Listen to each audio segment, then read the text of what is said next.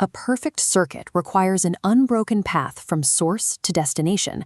When that path severs, the current stops dead, regardless of power surging behind it. In federal civil rights litigation, specifically cases under Section 1983, plaintiffs often face a similar disconnect.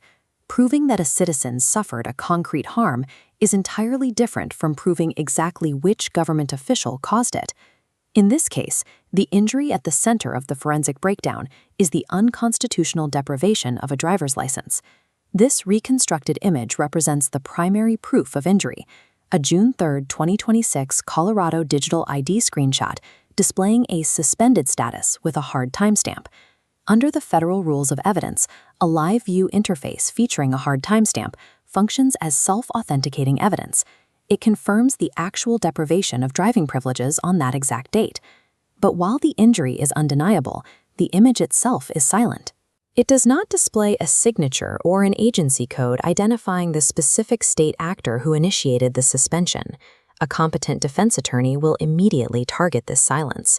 They will use the lack of an identifiable author to file a motion to dismiss, arguing the plaintiff has failed to establish causation. A standalone digital artifact, though authenticated, remains legally incomplete. It proves the injury occurred, but fails to identify the actor responsible for initiating the event.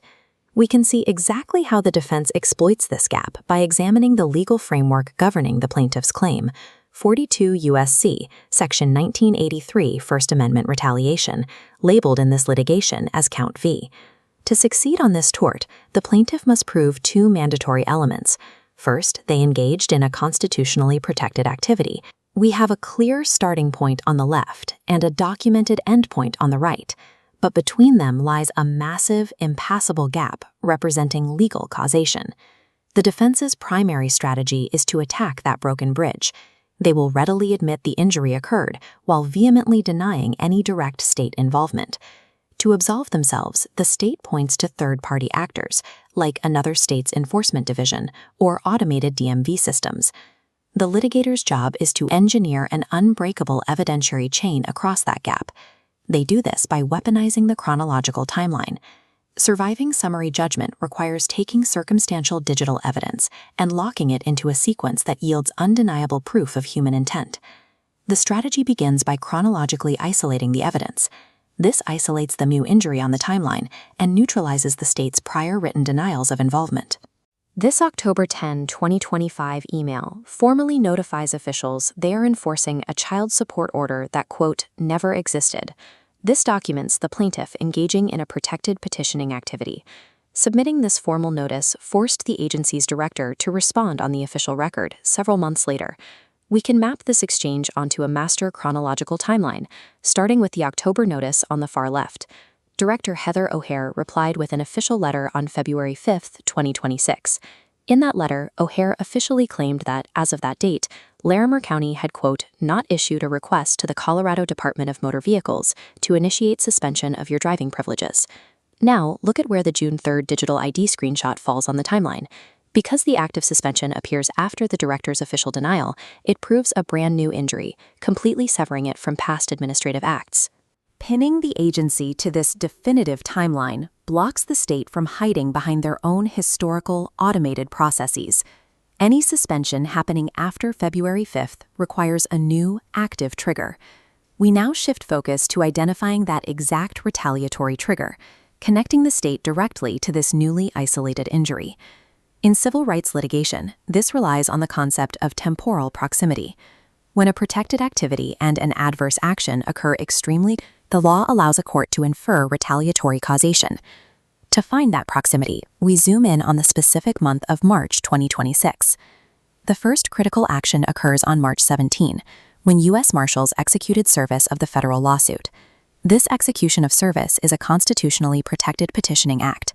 Exactly 1 day later, on March 18, defendant Cindy Lucero authorizes a new license suspension notice against the plaintiff. That is a mathematically precise 24-hour turnaround between the lawsuit being served and a new suspension threat being issued. The June 3 screenshot then serves as the concrete downstream manifestation that Lucero's retaliatory threat was successfully executed by the DMV. A 24-hour reaction leaves no room for administrative coincidence. It establishes a legally actionable presumption of retaliatory animus. Even with a mathematically precise timeline in place, a single point of failure can instantly collapse the entire evidentiary structure. Despite the perfect 24-hour timing, a fatal structural vulnerability remains hidden in the plaintiff's causal chain. The June 3 digital ID perfectly proves the license is suspended, but it still lacks an author signature tying it explicitly to Larimer County. This opens the door to the alternative causation defense. The state can argue that South Dakota's Enforcement Division, or perhaps an unrelated local traffic ticket, actually triggered the DMV's system. Relying solely on the screenshot and the circumstantial timeline is legally considered a bare causal claim. Without a direct link, a magistrate judge is bound to dismiss it. Circumstantial timing is legally insufficient if the defense can introduce a plausible, undocumented alternative culprit into the record.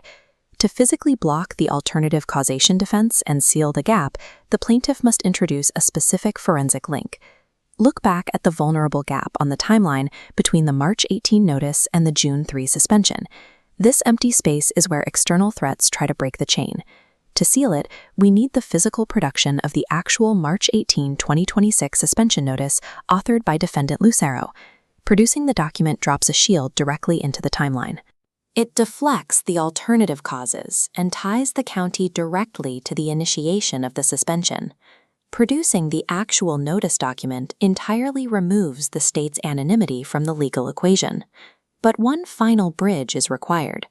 Raw documentary evidence cannot legally testify to its own receipt, nor can it testify to its direct downstream impacts.